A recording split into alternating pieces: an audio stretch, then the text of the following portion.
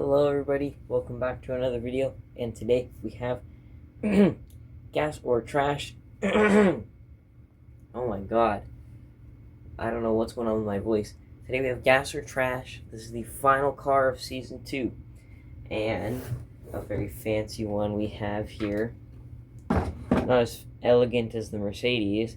In fact, I would argue that it isn't necessarily elegant because it's more of a muscle car, but we have the 1965 Pontiac GTO TM convertible.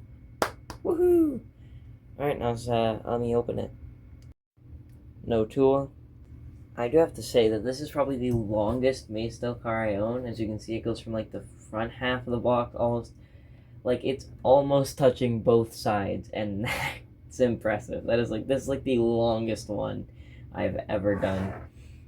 Anyways, let's take this stuff off, and let's actually get it off the base too. Et voila. And it doesn't really want to roll, but I'm gonna guess that's because of the stuff there. So we're actually gonna get that off because that seems to be stressing out the wheels. And again, we still stuck it to the friggin' wheels. And wouldn't you believe it, they put a piece of tape on it. You know, this is really early, but finally. Alright, now let's get the one in the middle. Now this one's just a regular one. No tape, no nothing, so you can just take that one off by hand. Now let's see the rear. And we tape that to, well, just out of spite, I'm actually just gonna, you can just take it off like that. You don't even have to do anything special. Oh, we're already getting a display of its handling. As you can see here, it's in like a show car position. I would buy one of these if the Pontiac dealer came up to me and he said, "Hey, you want to buy this brand new GTO convertible?" I'd be like, "Yeah." Let me just take a picture of that for the thumbnail. Boom, now I have the thumbnail. Alright, so nice car. Let's get a look of the trunk first. Actually, no, let's get just an outside thing. So we have the GTO logo there. Nice exhaust. That's one thing I noticed with all of these muscle cars, is they all have really nice exhausts. We have nice bright chrome wheels. What's that there on the side? Oh, it just says GTO. It's a different style GTO badge there on the side. You won't be able to read it, but it says GTO. I don't know why this thing really likes turning. Onto the front, you know, beautiful. You can't even see it. They're all out of focus. There we go. Anyways, on the front, beautiful. We have the chrome everywhere, the headlights, and all the stuff. Someone who lives around here actually has one of these in red, and it's got a white stripe going around the back of it. Convertible too, really clean. At least I'm pretty sure. Again, I'm no expert on muscle cars because, you know, these things are like half a century older than I am. So we have the plate down there which says PMD 389. Don't know what that stands for. Yeah, maybe Pontiac Mega Donut, like the Mercedes. I don't know. And then there's 389 of them, even though I have like one of 389. This is rarer than an M2 Chase. So on the back, there's a badge there on the actual bumper, but I can't read it. I'd assume that says Pontiac. So this is Pontiac's comeback after the Firebird that I just did. That I was in whole. This is a comeback for Pontiac after the Firebird that I was just a hater towards. So So the GTO in the actual grill there, very nice. And then we have the purple coming up here, nice addition. I'm curious, do these have seats? No, the seats do not move on this, but let's take a look at the interior. First, let's open the doors. I already noticed one thing about the interior. It's pretty nicely detailed. I mean, it's gray, or it's white everywhere, but it's got some nice little details and stuff.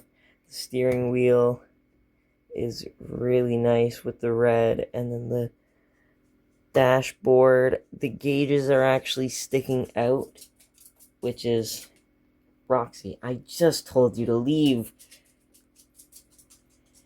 Anyways, the gauges are actually sticking out. It's clean.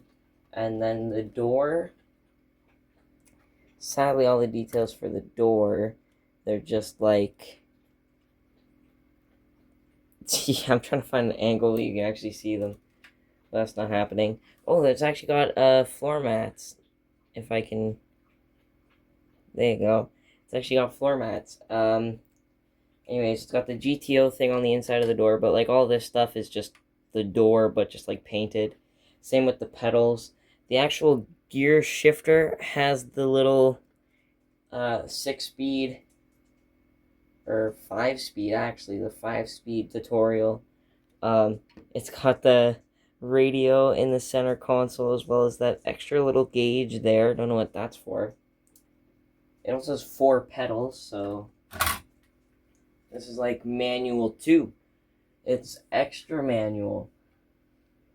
So yeah, and that's a nice interior. That's like something that's what I would expect, or what I would hope. Let's check out the suspension. Yeah, that's pretty nice. This could totally be a lowrider.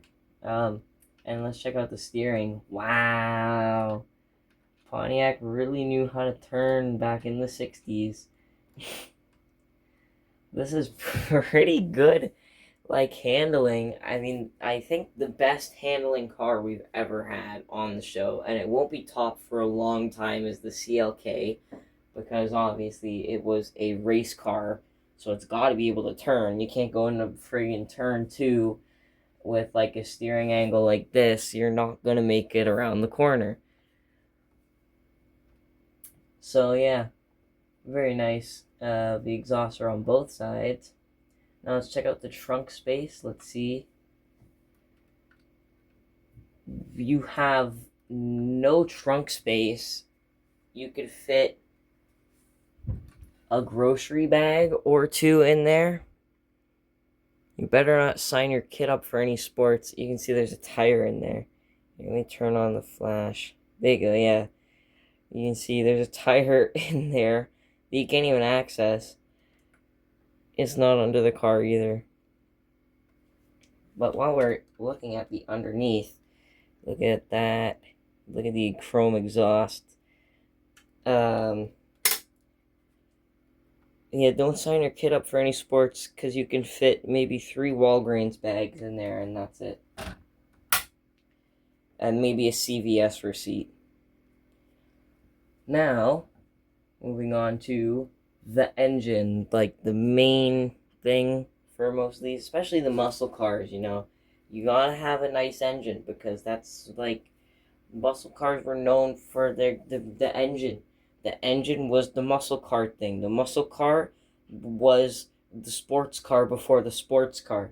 Because, like, these were the American sports cars. Over in Europe, they had, like, lightweight, nice, friggin' super fast cars, but, like, they were fancy. In the US, you had cars like this that you could drive on a daily basis. Now, I don't know if this is actually like a muscle car, but it is. It is to me. Wow.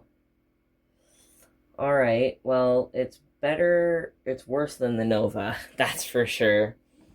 We have a bubblegum blue engine block. and that just looks like it's just the majority of the engine is this bright teal blue. It's actually two separate colors. There's a darker one and a lighter one, and then it's got the chrome on the top and the covers on the sides. I'm not an expert on any of this stuff. Obviously, I've never messed with a real engine, so I don't know the actual part names. I think those are the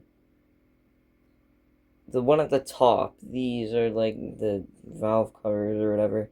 The ones on the side are also chrome, and then back there is the starter. Like was the Nova. The Nova had that too, and this one's also got stickers there. So it's not terrible, but the bright blue engine bay, I think it contrasts a real one. I don't know, maybe I'm wrong. If I am, then there's a picture of a real engine bay for a GTO. So yeah, we also have the hood scoop there, which I'm curious. No, the hood scoop is not real. You actually can. No, never mind. It is real. There you can see. The hood scoop is real. So yeah, this thing is pretty nice. I can't lie. Very nice car. Now it's time for the final rating. Now for the car, I would definitely prefer this over the Nova. If someone came up to me and was like, you want the GTO convertible or the Nova? I'd be like, oh, give me that GTO convertible. I don't care if the Nova's quicker or what. I'll pick this because it looks better and it doesn't look like your run-of-the-mill 70s friggin' I get you from point A to point B car. It looks fancy. It's almost like a knockoff Ford Thunderbird. So yeah, for the car, I'll give it a solid 6 on the car. Like, I'm not a huge muscle car guy, but I would love one of these. Would I pick one? If I was given a choice of any car in the world, definitely not. It wouldn't even be in like my top 100, or probably not even in the top 200. But it is nice. So I get the 7. Now for the details. The details on this car are actually pretty good. The interior is alright. The engine is pretty good. Like, I like the multicolored thing. And I'd say one of the best parts is that these chrome pieces are actually separate, which I appreciate because engines that are actually put together like engines are super cool. So yeah, big win for that. At least I think the chrome pieces are separate. I feel like it's too drastic of a color difference for them to just do like blue from like bright blue to teal to chrome is like a little bit too hard to do all in one piece. So I think it's separate. So for the details, I'll give this thing an 8. Oh. Look at the steering wheel when I...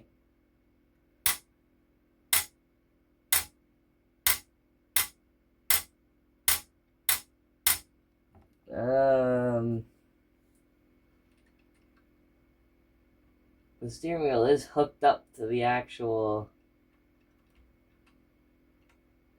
car, but the steering wheel isn't,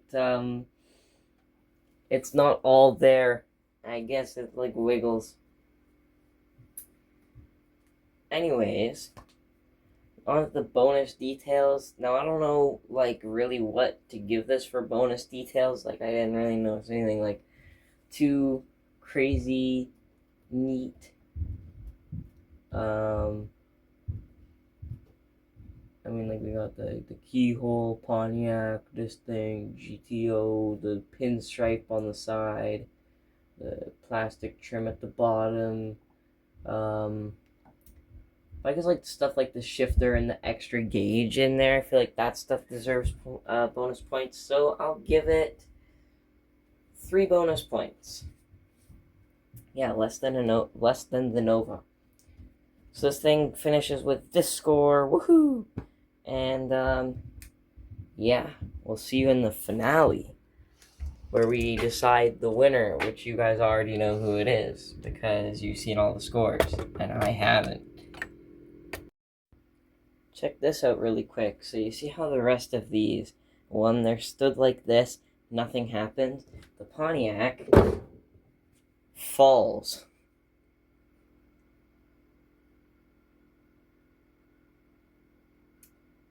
Wow, the Nova is this desperate that it literally can't stand being covered on camera. Well, okay then. Yeah, so the...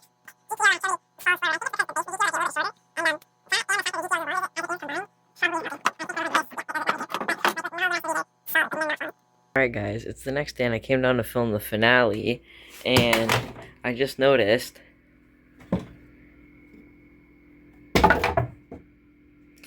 I forgot to put the background for the friggin... This is why the car didn't sit right in the box. This is why it would tilt, because I didn't put this back in it.